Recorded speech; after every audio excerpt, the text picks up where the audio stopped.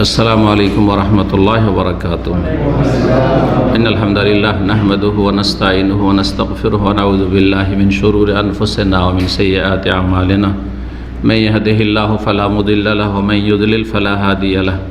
व अशहदु अन ला इलाहा इल्लल्लाहु वहदहु ला शरीका लहु व अशहदु अन्न मुहम्मदन अब्दुहु व रसूलुहु सल्लल्लाहु तआला अलैहि व अला आलिहि व सहबिहि व सल्लम तस्लीमन कसीरा। अम्मा बाद फ़अऊज़ु बिल्लाहि मिनश शैतानिर रजीम वल फज्रि व लायालिन आशर।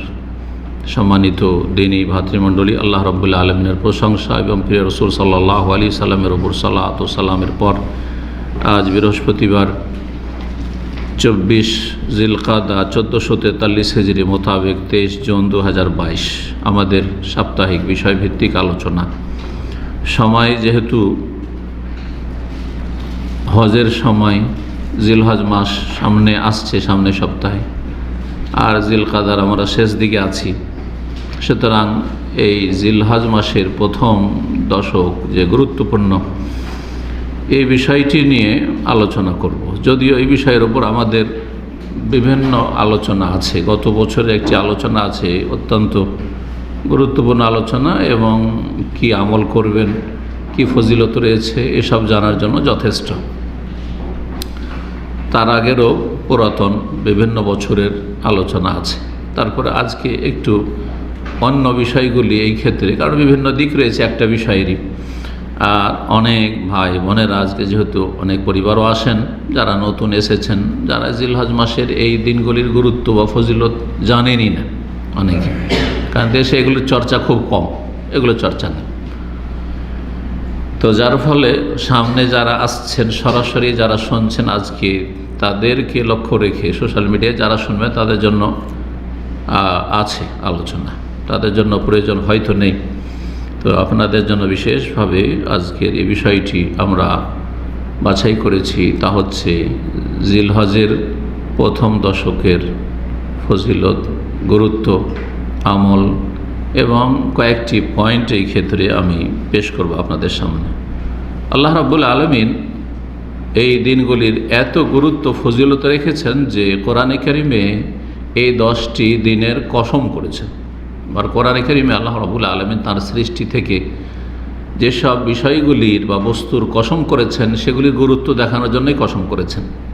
যেমন ওয়াল আসরে, আসরের কসম, সময়ের কসম, কালের কসম, অদ্দোহা, এইভাবে আল্লাহ রাব্বুল আলামিন বিভিন্ন রকম কসমগুলি করেছেন। তার মধ্যে একটি হচ্ছে ওয়াল ফাজরে, ফজরের কসম। যেমন আসরের কসম করেছেন, ফজরের কসম করেছেন। সূরায়ে ফজর, ওয়াল ফাজরে, ফজরের কসম, ভোরের কসম। একটা ভোর হইল মানে একটা দিন পেলাম, জি।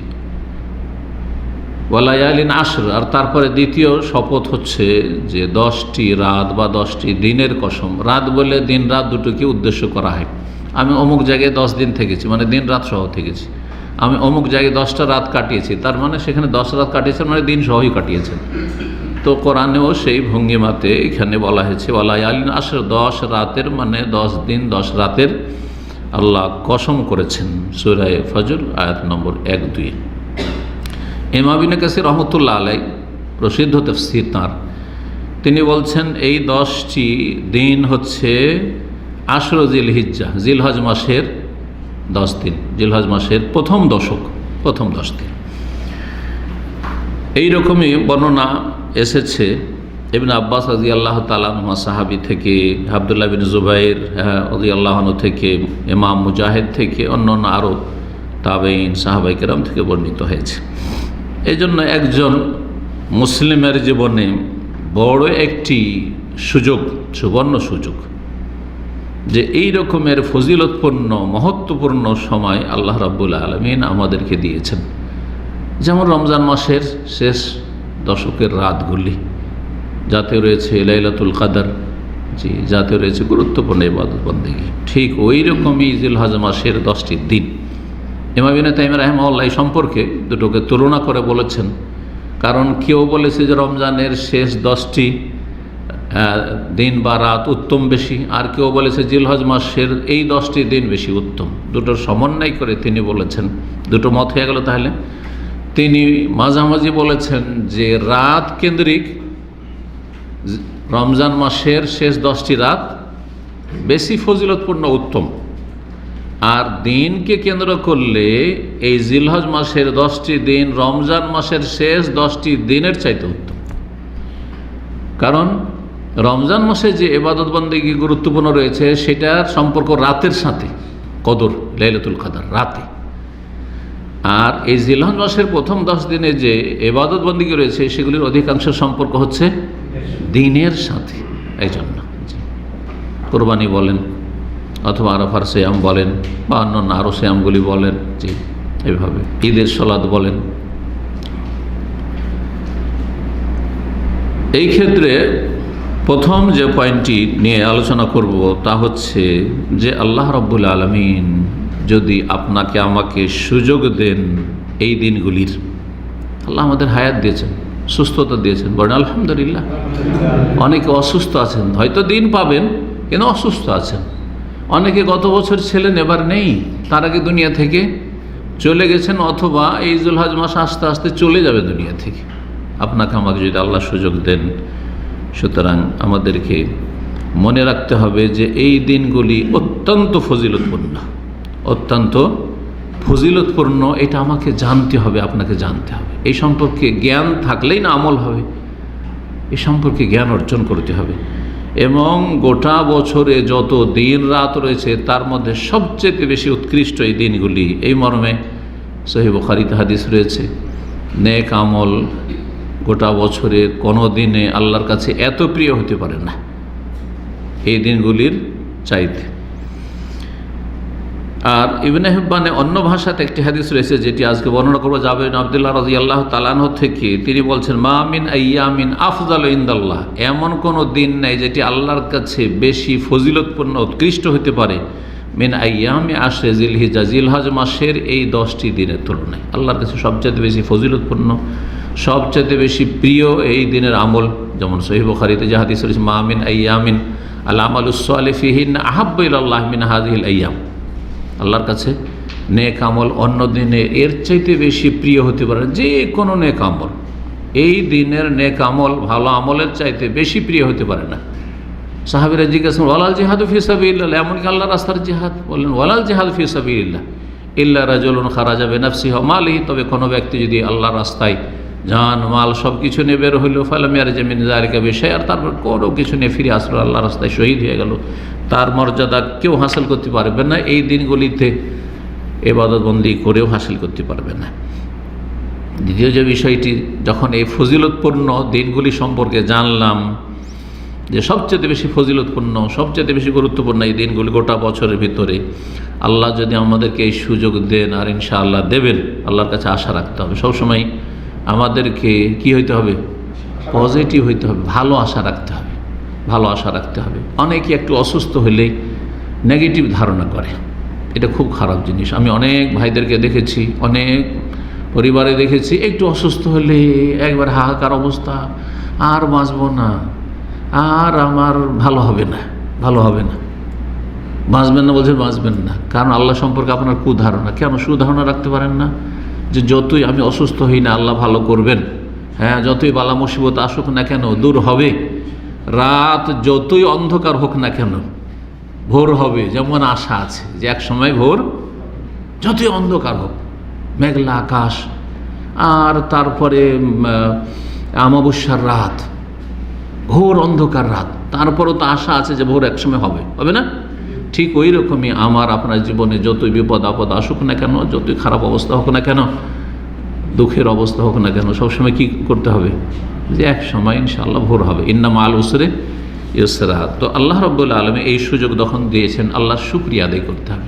আল্লাহর নিয়ামত পেয়েছেন, সময় নিয়ামত, আয়ু নিয়ামত, সুস্থতা নিয়ামত, হায়াত নিয়ামত, জীবনটা নিয়ামত।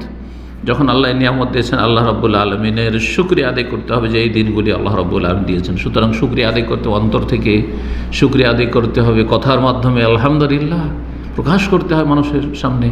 ও আম্মা বিনিয়ামাত রাব্বিকা ফাহাদ্দিস, শুকরিয়া আদায় করতে হবে কাজে কর্মে। অনেকে শুধু মৌখিক শুকরিয়া আদায় করে। আমাদের বাঙালি ভাইদের একটা কথা আছে, শুকুর আলহামদুলিল্লাহ, এটা অনেকে বলে। বেদিনমে নামাজিও শুকুর আলহামদুলিল্লাহ, কোনো একটু খেলো, ভালো কিছু পেলো, হ্যাঁ টাকা পয়সা আসলো, শুকুর আলহামদুলিল্লাহ। এই শুকুর নয়, এটা মৌখিক শুধু, অন্তর থেকে এর এহতেরাম, ভালোবাসা, শ্রদ্ধাশীল আল্লাহর, যে আল্লাহর দান আল্লাহ দিয়েছেন, এটা হাড়ে হাড়ে অনুভব করা, অনুভূতি, ফিলিংস যেটা। আর তারপরে আমলে আল্লাহ দিয়েছেন, আল্লাহ সুযোগ দিয়েছেন, সুতরাং আমি ভালো কাজে এই সময়গুলো ব্যয় করব এবং মন্দ কথা কাজ থেকে পুরোপুরি বেঁচে থাকব। এই হচ্ছে আসলে শুকরিয়া আদায় করা। শুকরিয়া আদায় করতে হবে নেক আমলের মাধ্যমে, শুকরিয়া আদায় করতে হবে পাপ থেকে বেঁচে থাকার মাধ্যমে। একটি কথা এখানে জেনে নেন, একটা গুরুত্বপূর্ণ ইবাদত ওলামারা বলেছেন যেটা আমরা করি ভালো মানুষরা, কিন্তু আমরা অনুভব করি না। সেটা কি জানেন? অনুভব করি না। সেটা হচ্ছে গুনাহ ত্যাগ করার নেকি। অন্যরা পাপীরা পাপ করছে এই সময়গুলোতে, কিন্তু আমরা পাপ করি না। কিন্তু পাপ যে করি না, পাপের জায়গা থেকে, পাপের অবস্থা থেকে বেঁচে থাকি, কখন আমার এই অনুভূতি নেই যে আমি এর মাধ্যমে, নেগেটিভের মাধ্যমে, এই নায়ের মাধ্যমে অনেক নেকি করছি। যেই লোক পাপ করছে তার যখন পাপ হচ্ছে, আমি আপনি করতে পারবো, শক্তি আছে, তারপরে করি না, তো কি হবে না? আমরা যখন ভালো আমল করি তখন আশা করি যে আমি 10 টাকা দান করলাম নাকি পাবো, এই সিয়াম পালন করলাম নাকি পাবো, 2 রাকাত নফল পড়লাম, ইবাদতবন্দি করছি, মানুষের সহযোগিতা করছি, এই যে ত্রাণ দিচ্ছি, দান খায়রাত করছি, তাই না, নাকি পাবো। কিন্তু আমরা যে সারাদিনে বহু গুনাহ থেকে বেঁচে থাকছি, অন্যরা বাঁচে না, এর নাকি পাবো না? এটা হচ্ছে ইবাদতুত তারক। ওলামারা বলেছেন একটা হচ্ছে ইবাদতুল ফেল, কর্মগত ইবাদত, আর একটা হচ্ছে পরিত্যাগ করার ইবাদত, নেগেটিভ ইবাদত। গুনাহকে পরিত্যাগ করাও একটি ইবাদত, হারামকে, নাজায়েজকে, পাপকে পরিত্যাগ করা একটি গুরুত্বপূর্ণ ইবাদত, যেটা আমরা ভালো মানুষরা সারাদিন করি। কিন্তু যে যতটা বেশি পাপ থেকে বেঁচে ততটা করে, আর ভালো মানুষ যথাসাধ্য চেষ্টা করে, কিন্তু এই অনুভূতি রাখে না যে এর মাধ্যমে আমাদের ইবাদত হচ্ছে। তৃতীয় যে বিষয়টি বলবো সেটা হচ্ছে রহস্য এই 10টি দিনের ফজিলতের। এত গুরুত্বপূর্ণ কেন?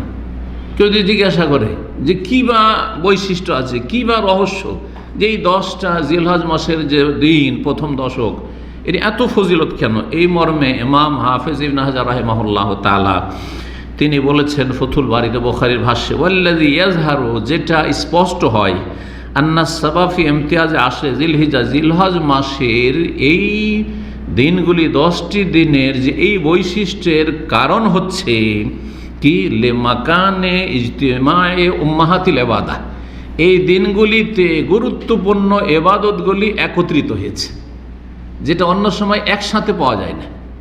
গুরুত্বপূর্ণ মুসলিম জীবনে যে ইবাদতগুলি হয় সেটি এই 10 দিনের মধ্যে বিদ্যমান পাওয়া যাচ্ছে, অন্য সময় একসাথে পাবেন না, অন্য সময় একসাথে পাবেন না। রমজান মাসের শেষ দশকে ইবাদত আছে। কিসের ইবাদত আছে? কদরের রাত যাপন করছেন। কিসের মাধ্যমে? সালাতের মাধ্যমে। আসল হচ্ছে সালাতের মাধ্যমে, দোয়ার মাধ্যমে, জিকির আজকারের মাধ্যমে, তওবা ইস্তিগফারের মাধ্যমে, এগুলো, হ্যাঁ, তাই না?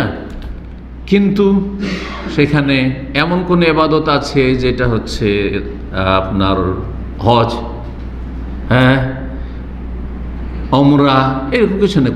করেন, ঠিক আছে, কিন্তু কেউ যদি বলে যে কদরের রাতে ওমরা করা সুন্নাত, সুন্নাত হবে না? সুন্নাত না, বেদাত। তাহলে যদি সুন্নাত ভাবেন তো, কিন্তু এই দিনগুলোতে এইরকমই আপনার কোরবানি, রমজান মাসে কোরবানি আছে নেই, কিন্তু জিলহজ মাসে কোরবানি আছে। রমজান মাসে আরাফার দিনের মতো ফজিলতের দিন আছে, আরাফায় অবস্থান আছে নেই, হাজিদের আমলগুলি আছে নেই। তাই বলছেন যে এই দিনগুলিতে যেহেতু লে মাকানে ইজতিমায়ে উম্মাহাতিল ইবাদাতে ফি, অধিকাংশ ইবাদতগুলি, গুরুত্বপূর্ণ ইবাদতগুলি একত্রিত হয়েছে, সেটা হচ্ছে সালাত, সালাতুল ঈদ, ঈদের সালাত, জি হ্যাঁ, আর কি সিয়াম, রোজা, বিশেষ করে আরাফার, আর যদি আরাফা পর্যন্ত 1 তারিখ থেকে 9 তারিখ পর্যন্ত রাখে তো আরও ভালো, জি হ্যাঁ। সাদাকা, দান খায়রাত, আর একটি গুরুত্বপূর্ণ সাদাকা হচ্ছে যেটি সুন্নাতে মুআক্কাদা নেই, সেটা হচ্ছে কোরবানি, জি কোরবানি। তারপরে হজ, একটি ইসলামের 5টি যে ফরজ রুকন তার অন্যতম, জি, এগুলি অন্য সময়ে পাওয়া যায় না। 4 নম্বর যে বিষয়টি সেটা হচ্ছে যে এই জিলহজ মাসের প্রথম দশক সেই সব মাসের অন্তর্ভুক্ত যে সব মাসকে আল্লাহ রাব্বুল আলামিন হারাম মাস বা সম্মানিত মাস বলে আখ্যায়িত করেছেন। হারাম আশহুরুল হরম, হারাম মাস বা সম্মানিত মাস কয়টি? 4টি। কি কি? 3টি পাশাপাশি আছে। জিলকাদ, এটা যেটা চলছে আজকে 24 তারিখ, জিলহজ, মুহররম, আর তারপর আরেকটি হচ্ছে রজব। তো এই যে জিলহজ মাসের প্রথম দশক এটা হারাম মাস যে সম্মানিত তার অন্তর্ভুক্ত। তো এই দিক থেকে আরেকটা ফজিলতের দিকে এখানে যেমন সূরা তওবার আয়াত নম্বর 36 আল্লাহ রাব্বুল আলামিন ইরশাদ করেছে, ইন্না ইদ্দাতাশ শুহুরি ইনদাল্লাহি 12 শাহরান ফি কিতাবিল্লাহ ইয়াওমা খালাকাস সামাওয়াতি ওয়াল আরদা মিনহা আরবাআতুন হুরুম। আল্লাহর কাছে মাসের সংখ্যা হচ্ছে 12টি। ওই দিন থেকে যেই দিন আল্লাহর বিধানে এটা লিখনি, আল্লাহর সৃষ্টিগত বিধান যে বছর হচ্ছে 12 মাসে, তার মধ্যে 4টি হচ্ছে হারাম সম্মানিত। হারাম মাস মানে সম্মানিত মাস, সম্মানিত মাস। ইবনে আব্বাস রাদিয়াল্লাহু তাআলা আনহুমা এই মর্মে বলেছেন, ইখতাসসা মিনাশ শুহুরি আরবাত আশহুর, 12 মাসের মধ্যে 4টি মাসকে আল্লাহ রাব্বুল বৈশিষ্ট্য দান করেছেন। ফাজালাহুন্না হুরুমান, এই 4টি মাসকে আল্লাহ সম্মানিত করেছেন। সুতরাং ওয়াজআলা যামবা ফিহিন্না আযাম, সুতরাং এই 4টি মাসে কেউ যদি গুনাহ করে, গুনাহ সবসময় গুনাহ, পাপ অন্যায় সবসময় অন্যায়, কিন্তু এই দিনগুলিতে এই মাসগুলিতে যদি কেউ পাপ করে তো আরও বড় অন্যায়। যেমন রমজান মাসে স্থানের কারণে অথবা কালের কারণে অপরাধ কি হয়ে যায়, আরও মারাত্মক আকার ধারণ করে। একটা রাস্তাঘাটে কেউ গুনাহ করছে, একটা মসজিদে বসে গুনাহ করছে সমান। কেউ দাম্মামে পাপ করছে আর কেউ মক্কা মদিনায় করছে সমান, তাই না? ঠিক ওই রকম রমজান মাসে কেউ গুনাহ করছে, কদরের রাতে গুনাহ করছে, আর কেউ অন্য মাসে করছে সমান। ঠিক ওই রকমই এই হারাম মাসগুলিতে কেউ যদি গুনাহ করে তো তার অপরাধ বেশি, আরও মারাত্মক। যখন অপরাধ যখন মারাত্মক, তাহলে নেকি এই মাসে এই 4টি মাসে, আর বিশেষ করে জিলহজ মাসের প্রথম দশকে কেউ যদি নেক আমল করে তো ফজিলত বেশি পাবে না? গুনাহকারী গুনাহ করলে যখন মারাত্মক হয়ে যায়, তাহলে নেকি যে করবে, ভালো আমলকারী যদি আমল করে তো ফজিলত বেশি পাবে। 5 নম্বর যে বিষয়টি তা হচ্ছে এই জিলহজ মাসের প্রথম দশকে যে গুরুত্বপূর্ণ ইবাদত, যে ইবাদতটির জন্য তাকিদ করেছেন রাসূলুল্লাহ সাল্লাল্লাহু আলাইহি ওয়াসাল্লাম, তা হচ্ছে বেশি বেশি আল্লাহর জিকির করা। আল্লাহর জিকির সবসময় করবেন, এটা হচ্ছে নফল জিকির, সুন্নাত মুস্তাহাব জিকির। কিন্তু যেই ক্ষেত্রে বিশেষভাবে তাগিদ করেছেন রাসূলুল্লাহ তা হচ্ছে এই দিনগুলিতে বেশি বেশি আল্লাহর জিকির করো। ফাকসিরু ফিহিন্না, এতে বেশি বেশি করো তোমরা। মিনাত তাহলিলি ওয়া তাকবীরি ওয়া তাহমিদি, লা ইলাহা ইল্লাল্লাহ বেশি বেশি পড়ো, আল্লাহু আকবার বেশি বেশি পড়ো, আল্লাহর বেশি বেশি প্রশংসা করো। এই 3টি কথার উপর আমল করার জন্য এই দিনগুলিতে হচ্ছে সুন্নতি তাকবীর, তা হচ্ছে আল্লাহু আকবার, আল্লাহু আকবার, লা ইলাহা ইল্লাল্লাহ 2 বার অথবা 3 বার, 2 রকমই সাবেত আছে, প্রমাণিত। লা ইলাহা ইল্লাল্লাহ তাহলিল, লা ইলাহা ইল্লাল্লাহ হয়ে গেল, এটাকে তাহলিল বলা হয়। আর আল্লাহু আকবার, আল্লাহু আকবার, ওয়ালিল্লাহিল হামদ, প্রশংসা, ওয়ালিল্লাহিল প্রশংসা হয়ে গেল। জি, এইভাবে। তো এই দিনগুলিতে 1 তারিখ থেকে, তাহলে সংক্ষেপে এখানে বলে দিয়ে বিষয়টি যে যখনই চাঁদ দেখার খবর পাবেন তখন থেকে শুরু করে 13 তারিখ পর্যন্ত এই জিকির বা তকবীর চলতে থাকবে। যদিও কিছু আলেমারা সেখানে ভাগ করেছেন যে তকবীরে মুতলাক আর মুকাইয়াদ, কিন্তু সাধারণ মানুষের জন্য এতটা জেনে রাখা যথেষ্ট যে এই দিনগুলি হচ্ছে কিসের, জিকির আজকার আর তকবীর পাঠের, এই সুন্নতি তকবীর পাঠের জিকির। জি,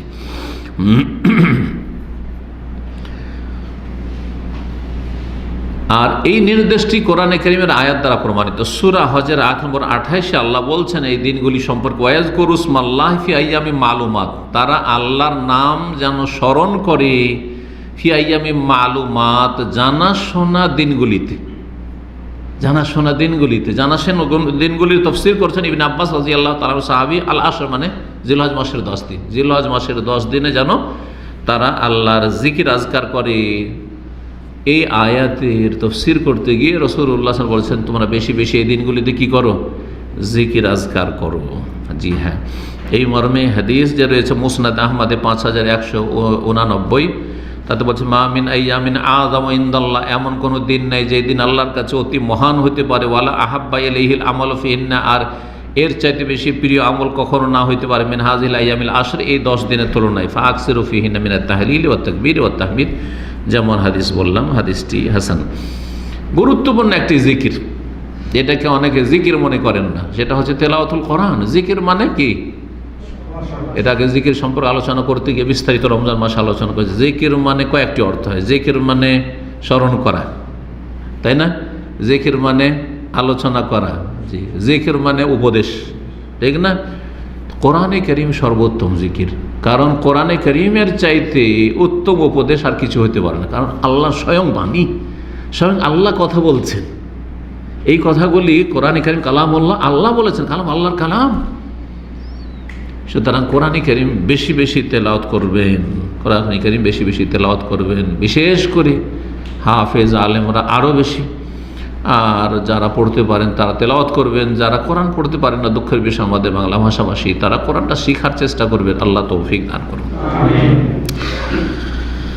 6 নম্বর যে বিষয়টি, সেটি হচ্ছে আর একটি গুরুত্বপূর্ণ ইবাদত এই জিলহজ মাসের প্রথম দশকের 10 তারিখ বাদ দিয়ে তা হচ্ছে সিয়াম, রোজা রাখা, রোজা পালন করা। এটি গুরুত্বপূর্ণ একটি ইবাদত, কারণ এই ইবাদতের বড়ই ফজিলত রয়েছে। ফরজ সিয়াম ছাড়া, রোজা ছাড়া নফল সিয়ামের অনেক ফজিলত রয়েছে। মান সামা ইয়াওমান ফি সাবিলিল্লাহ, নবী সাল্লাল্লাহু আলাইহি ওয়াসাল্লাম, কেউ যদি আল্লাহর রাস্তায় আল্লাহ সন্তুষ্ট যে একটি রোজা রাখে, বাদ আল্লাহ ওয়াজাহু আনিন নার সাবিনা খারিফান, আল্লাহ তাকে, তার চেহারাকে, মুখমণ্ডলকে জাহান্নামের আগুন থেকে 70 বছরের দূরত্বে রাখবে। 70 বছরের দূরত্বে রাখবে যে কোনো সময় একটি যদি রোজা রাখে, আর সেটা যদি ফজিলতের সময় এই দিনগুলিতে হয়।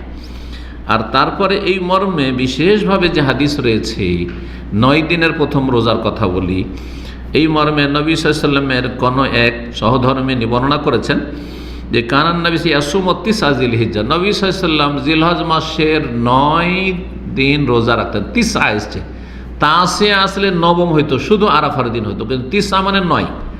এজন্য ওলামারা বলেছেন যে এখানে এই হাদিসের অর্থ এটাও হইতে পারে যে 1 তারিখ থেকে 9 তারিখ পর্যন্ত নবী সাল্লাল্লাহু আলাইহি ওয়াসাল্লাম সিয়াম পালন করেছেন। মুসনাদ আহমদ, আবু দাউদ, নাসাইতে হাদিস রয়েছে। হাদিসটিকে আল্লামা আলবানী সহি বলেছেন। কেউ যদি 9টি না পারে, মাসে 3টির উপর আমল করুক, 3টা এই সময়টা রেখে নেন। কারণ এই আমি তাশরিকের 13 তারিখে তো রাখতে পারছেন না, 14-15 রাখতে পারবেন, তো এই সময় রেখেন। আর ওই দিনগুলির চাইতে এই দিনের ফজিলত বেশি। তারপরে তাও যদি সম্ভব না হয়, তো যেন একটি সিয়াম, একটি রোজা আপনার হাত ছাড়া না হয়, সেটা হচ্ছে সিয়াম ইয়াউমে আরাফা। সহিহ মুসলিমে এই মর্মে হাদিস রয়েছে, নবী সাল্লাল্লাহু আলাইহি ওয়াসাল্লামকে জিজ্ঞাসা করা হয়, সুয়েলা আন সিয়াম ইয়াউমে আরাফা, আরাফার সিয়াম সম্পর্কে জিজ্ঞাসা করা হয়। কি বলেছিলেন? ইয়াকাফিরুস সানাতাল মাদিয়া ওয়াল বাকিয়া, গত 1 বছর গুনাহ মাফ হবে আর আগামী 1 বছর গুনাহ মাফ হবে। ছোট গুনাহ সাগীরা মাফ হবে, বড় গুনাহের জন্য এর সাথে তওবা করতে হবে, আল্লাহ মাফ করেন। সুতরাং জেনে নেওয়ার চেষ্টা করবেন যারা আরাফার দিনে সিয়াম। আর আলহামদুলিল্লাহ সৌদি আরবে তো জেনে নেওয়া সহজ, যে আরাফায় হাজি সাহেবরা যেই দিন অবস্থান করছেন সেই দিনে কিসের রোজা? আরাফার রোজা, 9 তারিখের রোজা। সেটা এবার সম্ভাবনা ক্যালেন্ডার হিসাবে জুমাবারে আছে, কিন্তু যা আমি দেখলাম বড় একজন আলিম হায়াতুল কিবার আলামার, তিনি লিখেছেন যে এই বছরে একদিন পিছিয়ে, মানে গত মাসে চাঁদ ক্যালেন্ডারে ছিল 29, কিন্তু 29 তারিখের পরে চাঁদ দেখা যায়নি, মানে 30 পুরা হয়েছে। সওয়াল যদি 30 পুরা হয়ে থাকে তাহলে একদিন পিছিয়ে গেছে। এই জন্য ক্যালেন্ডার একদিন পিছিয়ে চলছে। এই তথ্যটি যেহেতু জানতে পেরেছি সৌদি আরবের বড় আলমাদের পক্ষ থেকে, সুতরাং সেটা আপনাদের জানিয়ে দিলাম। সুতরাং এ ব্যাপারে খেয়াল রাখতে হবে। আর যখন চাঁদ উঠবে জিলহজে, তখন আশা করি সব ঘোষণাও হবে, কারণ হজের এর সাথে হজের সম্পর্ক রয়েছে, আরাফার সম্পর্ক রয়েছে, কোরবানির সম্পর্ক রয়েছে। সুতরাং জানতে পারবেন। ওই হিসাবে হয় শুক্রবার, না হয় শনিবারে ইনশাআল্লাহ তাআলা আরাফার দিন হবে, রোজা রাখার চেষ্টা করবে। আল্লাহ তৌফিক দান করুন। ইমাম নববী রহমতুল্লাহ আলাইহি তিনি বলছেন এই রোজা সম্পর্কে, এই 10 দিনের 9 দিনের, 10 দিনের মধ্যে একদিন বা 10 তারিখ, কারণ ঈদের দিনে রোজা রাখা নিষেধ, জায়েজ নয়। এই 9টি সিয়াম সম্পর্কে বলছেন যে ইন্নাহু মুস্তাহাব্বুন ইস্তিহবাবান শাদীদান, এটা বড়ই গুরুত্বপূর্ণ মুস্তাহাব, মানে গুরুত্বপূর্ণ সুন্নাত। জি হ্যাঁ, সুতরাং এই দিনগুলিতে রোজা রাখার যেন আমরা চেষ্টা করি, আল্লাহ তৌফিক দান করুন। 7 নম্বর যে বিষয়টি সেটা হচ্ছে সালাফে সালেহিনগণ অর্থাৎ সাহাবায়ে কেরাম, তাবেঈন, তাবেঈন, রাসূলুল্লাহর পরে আমাদের আদর্শ, তারা কিভাবে আমলটা করেছেন এটা দেখার বিষয় রয়েছে। এই দিনগুলিকে অত্যন্ত গুরুত্বপূর্ণ মনে করতেন এবং বড়ই তাজিম শ্রদ্ধার নজরে দেখতেন, এই দিনগুলির বড়ই গুরুত্ব দিতেন আমলের ক্ষেত্রে। এই ক্ষেত্রে ইমাম আবু উসমান নাহদি রাহিমাহুল্লাহ বলছেন কানু ইউআজ্জিমুনা সালাস আশরাত, সালাফে সালেহিন সাহাবায়ে কেরাম, তাবেঈন, তাবেঈন স্বর্ণযুগে তারা 3টি দশককে তারা বড়ই তাজিম করতেন, বড়ই এহতেরাম করতেন, বড়ই বেশি গুরুত্ব দিতেন। এক হচ্ছে আল আশুল আউয়াল মিন মুহররম, মুহররমের প্রথম 10 দিন, আর দ্বিতীয় আল আশুল আউয়াল মিন জিলহজ, জিলহজ মাসের প্রথম 10 দিন, আর 3 নম্বর হচ্ছে ওয়ালা আশুল আখির রমজান, রমজান মাসের শেষ দশক, শেষ 10 দিন। মুহররমের প্রথম 10, আর জিলহজের প্রথম 10, আর রমজানের শেষ 10, এই 3টিকে সাহাবায়ে কেরাম, তাবেঈন, তাবেঈন বড় গুরুত্ব দিতেন নেক আমল, নফল, সুন্নত, ইবাদত বন্দেগীর ক্ষেত্রে। এই মর্মে প্রখ্যাত সাহাবী আবু হুরায়রা রাদিয়াল্লাহু তাআলা আনহু এবং আব্দুল্লাহ বিন উমর রাদিয়াল্লাহু তাআলা আনহুমা তারা কি করতেন এই দিনগুলিতে, ইখরুজান আইয়ামাল আশর ইলা সুক, বাজারে বেরিয়ে যেতেন, অথবা বাজারে কেনাকাটা থাকতো না, বাজারে যেতেন ঘুরতে, আর সেখানে কি করে ফায়ুকাব্বিরান, দুইজনে তাকবীর বলতেন, যাতে করে দেখা দেখে অন্যরাও তাকবীর পাঠ করতে থাকে। ফায়ুকাব্বিরুন নাসু মাহুমা, তাদের দেখা দেখি সাহাবায়ে কেরাম, প্রবীণ সাহাবায়ে কেরাম, তাদের দেখা দেখি বাজারের লোকেরা তারা তাকবীর পাঠ করতেন। লা ইয়াতিয়ানি সুকা ইল্লা লিযালিকা, তাদের বাজারে আসার গরজ শুধু এটি ছিল যে মানুষকে স্মরণ করায় ভালো কাজের জন্য। এই জন্য তাকবীরটা তাহলে জোরে পড়তে হবে, শুনিয়া পড়তে হবে। আমাদের সমাজে কিছু লোকেরা তাকবীর পড়ে, এমনকি আলেম ওলামারা, কিন্তু কি করে আস্তে আস্তে মনে মনে আল্লাহু আকবার, নিজে নিজে পড়ছেন। না না না, এটা সুন্নত পালন হয় না। আল্লাহু আকবার, আল্লাহু আকবার, লা ইলাহা ইল্লাল্লাহ, আল্লাহু আকবার, আল্লাহু আকবার, ওয়ালিল্লাহিল হামদ, জোরে জোরে পড়বেন।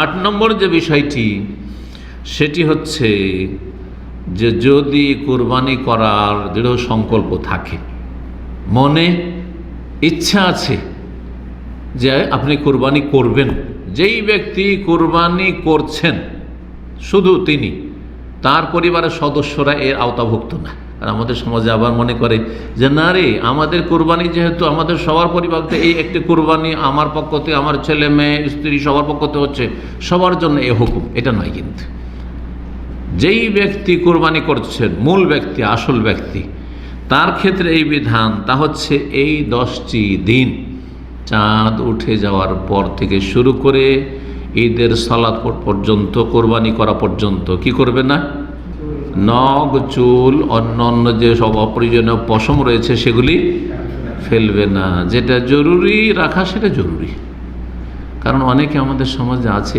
10টা দিন দাড়ি কাটে না, 10টা দিন দাড়ি মুন্ডন করেন না, আর তারপরে ঈদের দিন এই হারাম কাজ করা শুরু করলেন। 10টা দিন এত নেকি করলেন, আল্লাহর সন্তুষ্টির জন্য করতেন, আর রেখেই দিতেন। আর 10টা দিনের এত গুরুত্ব দিলেন, আর এটার গুরুত্বই দিলেন না আপনি ঈদের দিনে, এত ফজিলতের দিনে, যেই দিন অনেকগুলি ইবাদত বন্দেগী মানুষ করে, আল্লাহর বান্দারা করে। হাজী সাহেবের অধিকাংশ ইবাদতগুলি এই দিনে, এত ফজিলতের দিন। সারা পৃথিবীতেই আল্লাহর সন্তুষ্টির জন্য, আল্লাহর সান্নিধ্য লাভের জন্য, আর সান্নিধ্য লাভকে কোরবান বলা হয়, এই জন্য এর নাম কোরবানি আমাদের ভাষায় পড়েছে। কোরবানি করে আল্লাহ সন্তুষ্টি হাসিল করছেন, তার সাথে আপনি হারাম কাজ করছেন। এই জন্য বললাম যে যেগুলো অপ্রয়োজনীয় অথবা যেগুলি কাটার পশম ফেলার হুকুম রয়েছে, বা অনুমতি রয়েছে, সেই ক্ষেত্রে এই 10টা দিন যিনি কোরবানি করবেন তিনি কাটবেন না, নখ, চুল ইত্যাদি কাটবেন না।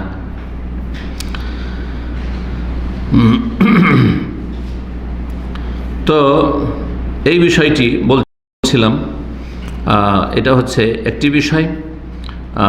আর সে এই মর্মে নবী করিম সাল্লাল্লাহু আলাইহি ওয়াসাল্লামের যে হাদিস রয়েছে তা সহিহ মুসলিমে রয়েছে, উম্মে সালামা রাদিয়াল্লাহু তাআলা আনহা থেকে। তিনি বলছেন যে কালান নবী সাল্লাল্লাহু আলাইহি ওয়াসাল্লাম, নবী সাল্লাল্লাহু আলাইহি ওয়াসাল্লাম বলেছেন, এজা দাখালাতিল আশর, যখন জিলহজ মাসের 10টি দিন শুরু হবে, ওয়া আরাদা আহাদুকুম আন ইউদাহিয়া, তোমাদের কেউ কুরবানি করতে ইচ্ছুক, তাহলে ফালা ইয়ামাসসা মিন শারিহি ওয়া বাশারিহি শাইআন, তাহলে নিজের শরীরের কোনো লোম, চুল অথবা শরীরের চামড়া, নখ, অন্য রিওয়ায়াতে রয়েছে মিন আজফারিহি, নখ যেন না কাটে। কিন্তু কেউ যদি কেটে নেয় তার কোরবানি হবে না? কোরবানি হবে, কিন্তু ওলামারা বলেছেন কোরবানি হবে, সেই ব্যক্তি নাজায়েজ কাজ করলো, গুনাহ হবে, সে তওবা করবে। আর কিছু কিছু ওলামারা তো বলেছেন যে না, কোনো অসুবিধা নেই এই ক্ষেত্রে, কিন্তু সঠিক হচ্ছে এটি মত যে গুনাহগার অবশ্যই হবে, তবে কোরবানি হয়ে যাবে ইনশাআল্লাহ তাআলা। জি, কোরবানির বিধান যে রয়েছে, এই কোরবানির বিধান এটিও এর সাথে জেনে নি। কি বললাম? কয় নম্বর পয়েন্ট বলছিলাম? 9 নম্বর বলছিলাম। জি, কোরবানির বিধান, কোরবানি ওয়াজিব না সুন্নাত? পুরো উম্মতে মুসলিম বলছে কোরবানির বিধান শরীয়তে আছে, কিন্তু ওলামাদের দ্বিমত হচ্ছে যে কোরবানি ওয়াজিব নাকি সুন্নাত। হানাফি মযহাবে কোরবানি করা ওয়াজিব, আর এই মতটি সালাফি ওলামাদের মধ্যে ইমাম আল্লামা ইবনে উসাইমিন রাহমাতুল্লাহ, সৌদি আরবের শাইখ বিন বাজের পরে রাহিমাহুল্লাহ জামিয়ান, বড় আলেম, তিনিও ওয়াজিব বলেছেন। কিন্তু বাকি সমস্ত অধিকাংশ ওলামায়ে কেরামগণ তারা বলছেন কোরবানি হচ্ছে সুন্নাতে মুআক্কাদা, কোরবানি সুন্নাতে মুআক্কাদা। সূরা কাউসার, ছোট্ট সূরা, তার দ্বিতীয় আয়াত আল্লাহ বলছে ফাসাল্লি লিরাব্বিকা ওয়ানহার, তোমরা রবের সন্তুষ্টির জন্য সালাত আদায় করো, ফরজ সালাত এবং ঈদের সালাত, এই তাফসীরও করা হয়েছে। ওয়ানহার, আর জবাই করো মানে কোরবানি জবাই করো, জবাই করো মানে কোরবানি জবাই করো। কোরবানির ক্ষেত্রে সর্বোত্তম কোরবানি হচ্ছে যত বড় হবে, অর্থাৎ উট, তারপরে নবী সাল্লাল্লাহু আলাইহি ওয়াসাল্লাম যেহেতু উটের কোরবানি করেছেন, তারপরে হচ্ছে গোটা গরু, আর তারপরে হচ্ছে গোটা ভেড়া ভেড়ি, দুম্বা দুম্বি, খাসি বকরা বকরি। জি হ্যাঁ, আর তারপরে 4 নম্বরে হচ্ছে উটের ভাগ, 5 নম্বরে হচ্ছে গরুর ভাগ, আর তারপরে ছাগলে কোনো ভাগ নেই। তবে হাদিস দ্বারা প্রমাণিত একটি ছাগল একজন এবং তার পরিবারের জন্য যথেষ্ট। ভাগের ক্ষেত্রে ইখতিলাফ রয়েছে, বড় ইখতিলাফ রয়েছে। সালাফি ওলামাদেরও একদল বলছেন যে ভাগ যেহেতু ছাগলের বিকল্প, সুতরাং সেটা একজন এবং তার পরিবারের জন্য যথেষ্ট, আর কেউ বলেছেন না। 10 নম্বরে যে বিষয়টি বলে শেষ করব তা হচ্ছে যে আমাদের যাদের ছেলে মেয়েরা রয়েছে, অভিভাবক বাপ মায়ের দায়িত্ব হচ্ছে তাদের ভালো ইমানি ইসলামী তরবিয়ত করা, তাদেরকে ভালো প্রশিক্ষণ দেওয়া, তাদেরকে মুসলিম করে গড়ে তোলার জন্য যথাসাধ্য চেষ্টা করা। সুতরাং বিশেষ করে এই মোবারক ফজিলতপূর্ণ দিনগুলিতে ছেলে মেয়েদেরকে ভালো কাজের জন্য উৎসাহিত করবে। শুধু নিজেরাই ধরেন রোজা রাখলেন, নিজেরাই তাকবীর পাঠ করছেন, জিকির আজকার করছেন, নিজেরা অনেক নেক আমল করছে, কোরআন তেলাওয়াত করছে, কিন্তু ছেলে মেয়েদেরকে উৎসাহিত করেন না, বা ছেলে মেয়েদের সাথে সহযোগিতা করেন না, ছেলে মেয়েদেরকে নিয়ে একসাথে ইবাদত বন্দেগীর চেষ্টা করেন না, এমনটা যেন না হয়। সুতরাং প্রথম কথা, ছেলে মেয়েদেরকে এই 10টি দিনের ফজিলত সম্পর্কে অবগত করতে হবে, তাদেরকে সাথে নিয়ে মসজিদে যাওয়ার চেষ্টা করতে হবে, যাতে করে পিছিয়ে না থেকে যায়, ফজরে পিছিয়ে থেকে গেল, অথবা যাদের এখনও ফরজ হয়নি, হয়তো 7 বছর থেকে নিয়ে 14-15 ভিতরে আছে, তারা মাঝে মাঝে থেকে গেলে এমনটা না হয়, সাথে নিয়ে মসজিদে যাওয়ার চেষ্টা করবে। এই 10টা দিনে আরও বেশি ভালো তরবিয়তের চেষ্টা করবেন। আল্লাহ রাব্বুল আলামিন যেন তৌফিক দান করেন। অনেক ওলামায়ে কেরামগণ বলেছেন, আর এই মর্মে হাদিসও রয়েছে, যে বাপ মাকে কিয়ামতের দিনে ছেলে মেয়ে সম্পর্কে জিজ্ঞাসা করা হবে। যে হাদিসটি রয়েছে সেটা হচ্ছে আলা কুল্লুকুম রাইন ওয়া কুল্লুকুম মাসউলুন আন রাইয়াতি, তোমাদের প্রত্যেকে রাখাল বা দায়িত্বশীল, আর প্রত্যেকে তার রাখালি সম্পর্কে বা দায়িত্ব সম্পর্কে জিজ্ঞাসা করা। মাসউল, জিজ্ঞাসা করা কোথায়? হাসরের মাঠে, কিয়ামতের ময়দানে, যেখানে দাঁড়িপাল্লার নেকি গুনাহ ওজন হবে, যেখানে জান্নাত জাহান্নামের চূড়ান্ত ফয়সালা হবে, সেখানে জিজ্ঞাসা করা হবে। ওলামারা বলছেন যে ওই ছেলেকে জিজ্ঞাসা করার আগে তার বাপ মাকে আগে জিজ্ঞাসা করা হবে যে তাদের তুমি ঈমান ইসলামী তরবিয়ত করেছিলে কিনা। কারণ ছেলে মেয়েকে যদি নামাজি বানাবার চেষ্টা না করে, ছেলে মেয়েদেরকে ইসলামের জ্ঞান না দেয়, ছেলে মেয়েদেরকে তাওহীদবাদী করেনি, শিরক বিদআত থেকে গেছে, ছেলে মেয়ে নাস্তিক হয়ে থেকে গেছে, তাহলে কি করে হিদায়াত হবে? ও রাস্তাই পায়নি। সুতরাং আগে জিজ্ঞাসা করা হয় বাপ মাকে ছেলে মেয়ে সম্পর্কে প্রত্যেককে, আর তারপরে তখন তাদেরকে জিজ্ঞাসা করে তোমরা এই অপরাধগুলি কেন করেছিলে। সুতরাং বাপ মাকে সজাগ হইতে হবে। আর ছেলে মেয়েদেরকে শেখানোর জন্য, তরবিয়ত দেওয়ার জন্য বাড়িতে তাকবীর পাঠ করতে হবে, যাতে করে ছেলে মেয়েরা তাকবীর পাঠ করে, জিকির আজকার করে। আর ছেলে মেয়েদের জন্য উত্তম আদর্শ হতে হবে বাপ মাকে। আর রোজা রাখবেন, নিজেরা যেমন রাখবেন ছেলে মেয়েদেরকেও রোজা রাখাবেন, এবং সাথে নিয়ে ইফতার করবেন, সাথে নিয়ে খাওয়া দাওয়া করবেন। আজকাল পশ্চিমা সভ্যতা ব্যাপক হারে মুসলিমদেরকে গ্রাস করছে। দেখা যাচ্ছে যে পশ্চিমাদের তরিকা জানেন, একসাথে কেউ খাওয়া দাওয়া করে না, একসাথে কেউ খাওয়া দাওয়া করে, যে যখন আসলো খেয়ে দিয়ে চলে গেল। বাপ একাই খাচ্ছে, হয়তো সপ্তাহে একবারও ছেলে মেয়েদের সাথে বসে না। মা আলাদা, আমি পরে খাবো, খিদা লাগেনি এই বাহানাতে ডায়েট করছি, ফাইট করছি, তো ও খেলো না। আর তারপরে ছেলে মেয়েরা যে যখন আসলো খেলো, স্কুল মাদ্রাসা থেকে আসবে, চলো একটু অপেক্ষা করি, একসাথে নিয়ে বসে খাবো। এইরকমটা নেই পশ্চিমাদের মধ্যে, ইহুদি নাসারাদের মধ্যে। আর সেটাই শুরু করেছে পশ্চিমা মুসলিমদের ঘরেও হচ্ছে। আর এইটা যারা প্রাচ্যে বাস করে, পশ্চিমা নয়, তাদেরকেও গ্রাস করেছে। না, এটা ভালো নয়। নবী করিম সাল্লাল্লাহু আলাইহি ওয়াসাল্লাম মেয়ের কাছে অভিযোগ করলেন কোনো সাহাবী যে, ইয়া রাসূলুল্লাহ, খায় কিন্তু ইন্না নাকুল ওয়া নাশবা, মনে তৃপ্তি হয় না, শান্তি পায় না খেয়ে দিয়ে, পেট ভরছে কিন্তু শান্তি পায় না। কেন মন ভরছে না কেন? লাআল্লাকুম তাতাফাররাকুন ফিত তাআম বা ফিল আকল। তোমরা খাওয়া দাওয়ার সময় হয়তো তোমরা বিক্ষিপ্ত হয়ে খাওয়া দাওয়া করো, একা একা এদিক সেদিক খাওয়া দাওয়া করছো। ইজতামিউ আলা তাআম, একসাথে খাওয়া দাওয়া করো, একসাথে তোমরা খাওয়া দাওয়া করো। তো ছেলে মেয়েদের এগুলি তরবিয়ত। একসাথে খাওয়া দাওয়া করলে হয় কি, যে কচি কাঁচা ছেলে মেয়েরা খাওয়া দাওয়া করছে, হয়তো ভুলভাল খাওয়া দাওয়া করছে, বাম হাতে পান করছে, আর তারপরে ছড়িয়ে ছিটিয়ে খানা পানি ফেলে দিচ্ছে। আপনি দেখলেন, সাথে সাথে সংশোধন করলেন, ভালো করে থালা মুছে খাচ্ছেন না, ইসলামিক আদবগুলি শিখালেন, বিসমিল্লাহ বলছে না, শয়তান তার সাথে খেলো, শয়তান শেয়ার করলো। এইসব থেকে বাঁচাতে পারবেন। প্রথম যখন সাথে নিয়ে বসলেন বিসমিল্লাহ, তাহলে ছেলেমেয়েরা বিসমিল্লাহ শিখলো। খাওয়া দাওয়ার পরে উঠে চলে যাচ্ছে বাচ্চা, বলছে আলহামদুলিল্লাহ আলহামদুলিল্লাহ পড়ো, তারপরে যে সুন্নতি দোয়াগুলি সেগুলি পড়ো। আল্লাহ রাব্বুল আমাদের সকলকে যেন তৌফিক দান করেন, এবং এই মূল্যবান সময়গুলিকে আমাদেরকে ভালো কাজে লাগাবার জন্য তৌফিক দান করেন, হারাম নাজায়েজ থেকে বেঁচে থাকার তৌফিক দান করেন। আল্লাহ আমাদের গুনাহ খাতা যেন মাফ করে দেন।